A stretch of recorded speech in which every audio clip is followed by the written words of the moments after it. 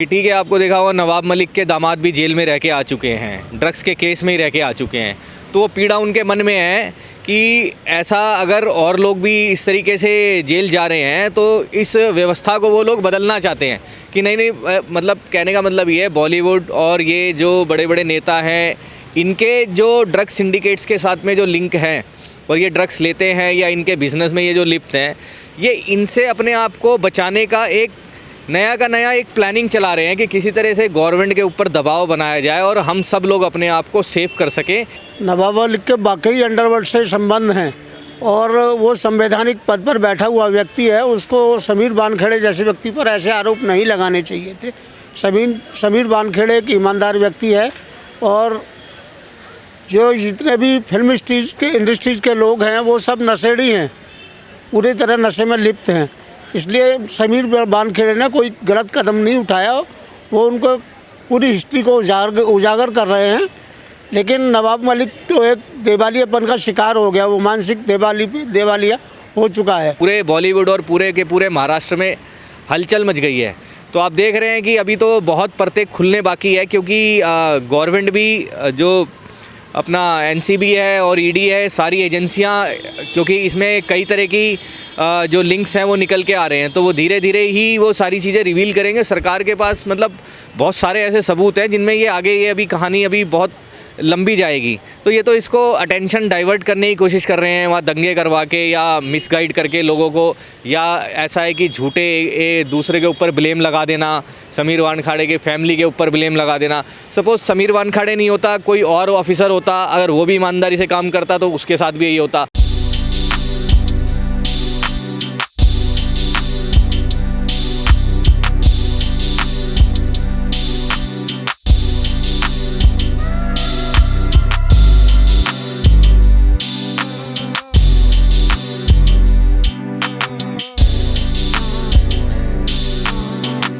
Sir, जिस तरीके से महाराष्ट्र में पिछले 1 साल से एनसीबी ने जो ड्रग्स के खिलाफ हमला बोल रखा है, युद्ध के स्तर पे काम कर रही है, उसके खिलाफ सर युद्ध जो उद्धव सरकार है वहाँ पे कांग्रेस महागाड़ी जो सरकार है एनसीपी कांग्रेस और शिवसेना की, अभी कल ही सर वहाँ पे दंगे हुए हैं महाराष्ट्र में, उसके खिलाफ नहीं बोल रहे हैं। जो बॉलीवुड में ड्रग्स के खिलाफ एक्शन चल रहा है, पिछले साल जैसे सुशांत केस में उन्होंने कार्य किया, उसके खिलाफ उद्धव सरकार के जो कार्यकलाप रही है उसको कैसे देखते हैं सर आप? देखिए, ये लोग तो खैर क्या है कि अब इनके परिवार वाले अगर दोषी हों तो ये कहते हैं नहीं जी नहीं, उनका कोई दोष नहीं है। मतलब ये अपने आप को बचाने के लिए दूसरों पे इल्ज़ाम लगाने का इनकी जो कार्यशैली है वो इस तरीके से चलते हैं कि ठीक है, आपको देखा होगा नवाब मलिक के दामाद भी जेल में रह के आ चुके हैं, ड्रग्स के केस में ही रह के आ चुके हैं। तो वो पीड़ा उनके मन में है कि ऐसा अगर और लोग भी इस तरीके से जेल जा रहे हैं तो इस व्यवस्था को वो लोग बदलना चाहते हैं कि नहीं, मतलब कहने का मतलब ये है बॉलीवुड और ये जो बड़े बड़े नेता हैं इनके जो ड्रग्स सिंडिकेट्स के साथ में जो लिंक हैं और ये ड्रग्स लेते हैं या इनके बिज़नेस में ये जो लिप्त हैं, ये इनसे अपने आप को बचाने का एक नया का नया एक प्लानिंग चला रहे हैं कि किसी तरह से गवर्नमेंट के ऊपर दबाव बनाया जाए और हम सब लोग अपने आप को सेव कर सकें, ताकि फर्दर फ्यूचर में कोई भी इस तरह के हम जो भी काले कारनामे करते हैं उनसे ये किसी तरीके से बचे रहें। अपने आप को बचाए रखने के लिए और इनके काले कारनामे भी चलते रहें, क्योंकि उसके बिना तो इनकी जो कमाई है वो है नहीं। तो इन ड्रग्स के केसों में अब समीर वानखेड़े जी ने एक ऐसा वो मधुमक्खी का छत्ता छेड़ दिया है जिसमें पूरे बॉलीवुड और पूरे के पूरे महाराष्ट्र में हलचल मच गई है। तो आप देख रहे हैं कि अभी तो बहुत परतें खुलने बाकी है, क्योंकि गवर्नमेंट भी जो अपना एनसीबी है और ईडी है, सारी एजेंसियां, क्योंकि इसमें कई तरह की जो लिंक्स हैं वो निकल के आ रहे हैं, तो वो धीरे धीरे ही वो सारी चीज़ें रिवील करेंगे। सरकार के पास मतलब बहुत सारे ऐसे सबूत हैं जिनमें ये आगे ये अभी कहानी अभी बहुत लंबी जाएगी। तो ये तो इसको अटेंशन डाइवर्ट करने की कोशिश कर रहे हैं, वहाँ दंगे करवा के या मिसगाइड करके लोगों को, या ऐसा है कि झूठे दूसरे के ऊपर ब्लेम लगा देना, समीर वानखेड़े के फैमिली के ऊपर ब्लेम लगा देना। सपोज़ समीर वानखेड़े नहीं होता, कोई और ऑफिसर होता, अगर वो भी ईमानदारी से काम करता तो उसके साथ भी यही होता। कहीं ना कहीं झूठे आप इल्ज़ाम लगाए जाओ, उसमें तो देखिए कोई किसी को नहीं रोक सकता। तो ये लोग वही टैक्टिक्स अपना रहे हैं कि जनता के मन में अपने आप को मतलब एज अ विक्टिम दिखाने की कोशिश कर रहे हैं कि नहीं, हमें तो झूठा फंसाया जा रहा है और इस तरह से, जबकि एनसीबी और गवर्नमेंट के पास सारे सबूत होते हैं, उसके बाद ही इतने बड़े लेवल के लोगों पर ही कार्रवाई की जा सकती है। आप सोच सकते हैं कि इतने बड़े लेवल के लोगों पर हाथ डालना कोई इतना आसान नहीं है। और ड्रग्स के केस में तो बिना सबूत और इन सारी चीज़ों के बिना कार्रवाई होती ही नहीं है। सर एक जो बॉलीवुड पे क्वेश्चन है सर, बॉलीवुड की चुप्पी कैसे देखते हैं पूरे ड्रग्स मामले में? जिस तरीके से उन्होंने सुशांत में ड्रग्स मामले में चुप्पी साध रखी थी, अभी जो आर्यन केस हुआ, बॉलीवुड कह रहा है कि ये एक नौजवान बच्चा है, इसको 23 साल का लड़का है, इसको गलत फंसाया जा रहा है। तो एक तरफ आप एक को ड्रगिस्ट बताते हो, दूसरी तरफ जो ड्रग्स लेता हुआ आया है वो ड्रग्स के साथ पकड़ा गया, उसका दोस्त तो वो उसमें पार्टी में शामिल था, उसको आप बोलते हो नादान है। ड्रग्स को बताते हो कि नहीं बहुत छोटा क्राइम किया उन्होंने। इसको कैसे देखते हैं सर? अभी पूजा ददलानी जो उनके मैनेजर है वो घूस दे उसमें जो पैसे दे रही थी, एनसीबी के जो गवाह थे उनको तोड़ने की कोशिश कर रही थी। इस पूरे मामले को आप कैसे देखते हैं? नहीं देखिए, कोई माइनर तो नहीं है। जितने भी लोग पकड़े गए हैं वो सब के सब क्या नाम है, अडल्ट है, 18 प्लस हैं। तो 18 प्लस हैं, कोई 23 साल का है, कोई 24 साल का है, कोई बच्चे तो हैं नहीं वो। तो ये तो क्या है ना, देखिए मैं यही कह रहा हूँ कि ये एक इसके अगेंस्ट इन्होंने एक कैंपेन चला रखी है कि नहीं ये सब लोग निर्दोष हैं। सिर्फ बोलते रहने से तो निर्दोष नहीं हो जाएगा, बोलते रहने से तो ये नहीं हो जाएगा। ये ड्रग्स पार्टियों में पकड़े गए हैं और ऐसा नहीं है कि ये पहली बार ये तस्वीर सामने आई क्रूज़ पे ये लोग पकड़े गए। इससे पहले कई बार जो ड्रग्स पार्टियाँ होटल में हुई है, अगर समीर वानखेड़े नहीं थे या और दूसरे उसके अंदर अधिकारी थे तब भी ये सब लोग पकड़े गए।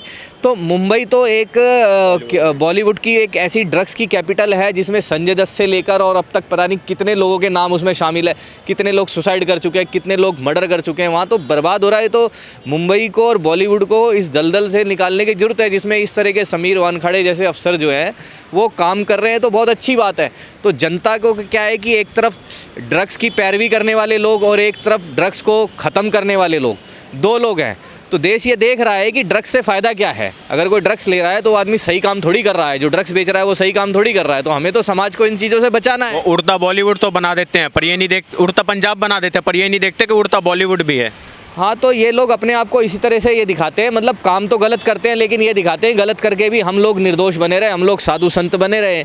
अभी आपने देखा था कि शिल्पा शेट्टी और राज कुंद्रा का भी इसी तरह से इंसिडेंस हुआ था पोर्नोग्राफी में, चाइल्ड पोर्नोग्राफी में और इस तरह से। और उसके बाद भी वो मीडिया में आके, टीवी में आके और इस तरह से अपने आप को दिखाते नहीं, हमें तो कुछ पता ही नहीं है, हमें तो झूठा फंसाया गया। तो इस तरह से कैसे कोई सरकार क्या हर एक आदमी को, इतने बड़े लेवल के आदमी को झूठा कैसे फंसा देंगे? क्या अफसरों को अपनी नौकरी जाने का डर नहीं है? क्या जज जो सुनवाई कर रहे हैं उन्हें कोई डर नहीं होगा? क्या पुलिस अधिकारी हैं और बहुत सारे लोग हैं?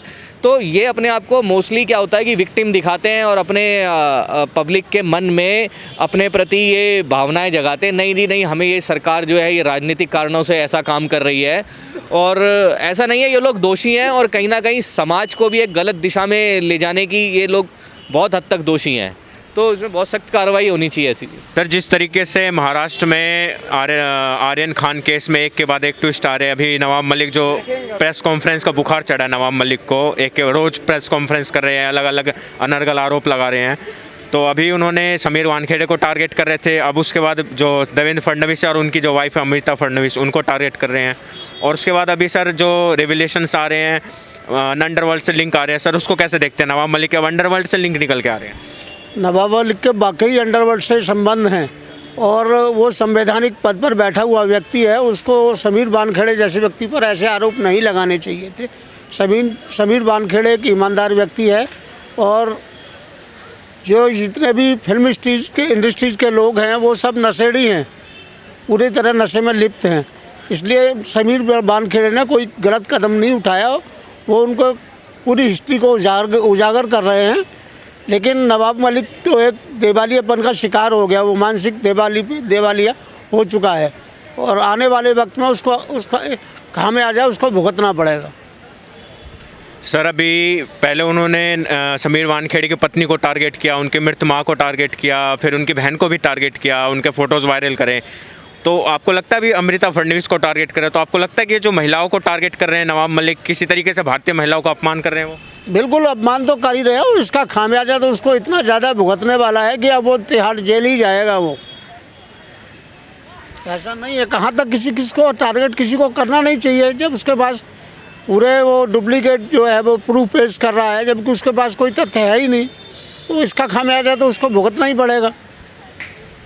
अभी सर हम बॉलीवुड पे क्वेश्चन होगा सर, बॉलीवुड में आर्यन खान केस में जिस तरीके से बॉलीवुड की चुप्पी थी, पूरा बॉलीवुड जो चुप था, जो सुशांत को एक ड्रगिस्ट दिखाने में लगा हुआ था, उनके मौत को पूरा सब चुप्पी छा रखी थी, किसी की जबान नहीं खुली। और आर्यन खान जब जेल में गया तो सब ने, बड़े बड़े स्टार्स ने उसके फेवर में बोला। तो आपको लगता है कि किसी तरीके से आर्यन खान केस में जो बॉलीवुड है उसने अपना गंदा चेहरा दिखाया? बिल्कुल गंदा चेहरा दिखाया।